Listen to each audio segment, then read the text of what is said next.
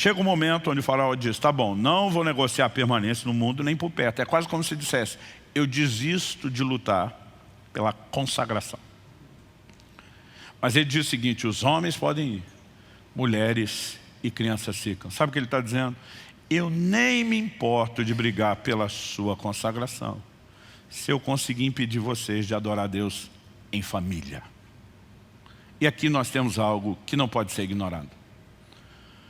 Eu tenho falado, batido nessa tecla há muitos anos, a nossa vida familiar não pode ser simplesmente, a gente não pode fazer uma dicotomia e tentar separar isso da nossa fé.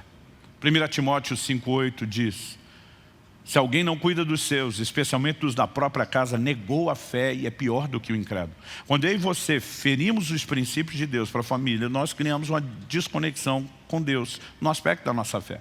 Pedro diz, maridos, honrem as vossas mulheres como o vaso mais frágil. Aí ele diz assim, para que as vossas orações não sejam impedidas.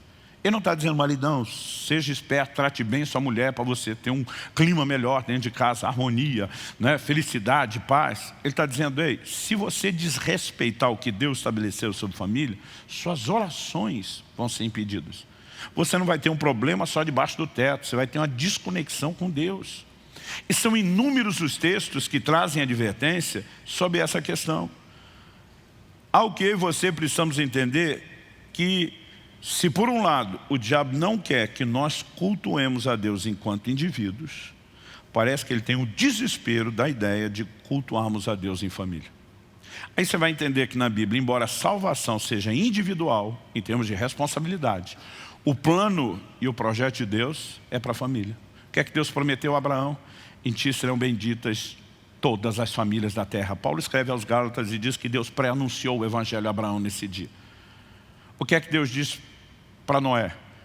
Eu quero oferecer salvação não só para você, mas para toda a sua família. O que é que Deus propôs para Ló ao tirá-lo de Sodoma? Eu quero oferecer salvação para você, mas para toda a sua casa, para toda a sua família. E quando você chega no Novo Testamento, você vai ver essa declaração, tanto sendo feita a respeito de Cornélio, como do carcereiro de Filipos, sobre ter salvação, não só para a pessoa, mas para toda a casa. A responsabilidade de salvação individual, mas o plano de Deus é para a família. E Deus está atrás de gente que se levante como Josué para dizer, eu e a minha casa serviremos ao Senhor. Muitas vezes nós não percebemos o quanto Satanás quer nos enredar e nós não lutamos como deveríamos por uma adoração familiar. Muitas vezes a nossa sensação é mais ou menos o seguinte, bom, a família não quer, problema deles, eu vou sozinho.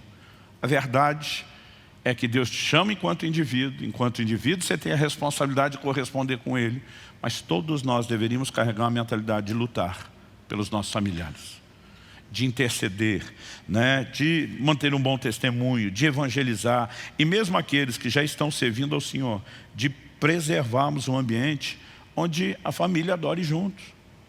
Eu sei que há determinados momentos, os filhos crescem, vão migrando aí da adolescência, à juventude, Nós temos aqui pais que vêm pela manhã e os jovens vêm no culto da noite, por diversos motivos. Eu não estou dizendo que todo domingo a família precisa necessariamente estar junto. Tem uma hora onde os novos núcleos familiares vão sendo formados, Meus filhos casando estão nos colocando nessa condição, mudam, vão para lugares diferentes, não dá para estar mais ali o tempo todo. Então, eu não quero que você ache que eu estou batendo o pé de que se não tiver um culto com toda a família está errado. Mas tem gente que nunca faz isso. Estou indo domingo para a igreja. Quem quer vai, quem não quer, fique. Eu lembro de quando adolescente, o dia que eu falei para meu pai que eu não ia para o culto, que eu não queria ir para a igreja. Ele diz, vai por bem ou vai no pau. Não estou dizendo que você tem que fazer isso, porque eu nunca falei dessa forma com meus filhos. Mas sabe o que eu aprendi? Ele diz, é ruim que você acha que manda alguma coisa aqui. Se tem algo que não se negocia nessa casa é eu e a minha casa adoraremos, serviremos ao Senhor. Ele diz, quando você for adulto, se Deus não tiver alcançado seu coração, se você não quiser se render a Ele, não é mais minha responsabilidade. Até lá, não tem chance, não tem negócio.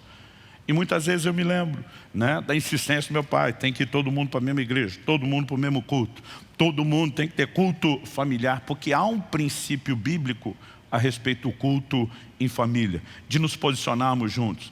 E eu não estou falando só sobre a questão do ambiente, mas do que Deus quer fazer na sua casa. Por exemplo, a gente fala de avivamento. Né?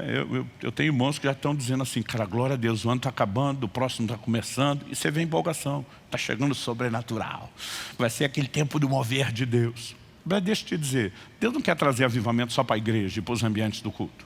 Deus quer fazer algo na sua casa. Joel capítulo 2, verso 28. E acontecerá nos últimos dias que derramarei do meu espírito sobre toda a carne. Primeira coisa que Deus fala, vossos filhos e vossas filhas profetizarão. Sabe o que ele está dizendo? Eu não quero derramar o meu espírito só no culto, na igreja. Eu quero entrar dentro da sua casa, eu quero pegar os seus filhos, eu quero visitar a próxima geração. Malaquias 4, eu vou converter o coração dos pais aos filhos, dos filhos aos pais, para que não venha e não fira a terra com maldição. Quando a gente tem essa desconexão, o que Deus vai fazer do lado de fora, não só dentro da família, começa a ficar bagunçado, mas quando Ele consegue fazer algo na família, Ele vai transbordar isso para fora, Ele vai transbordar isso para a sociedade. Um dia eu estava conversando com um cara, e ele falou assim para mim, pastor, qual personagem bíblico mais te inspira? Eu falei, uma pergunta ousada, difícil de você limitar.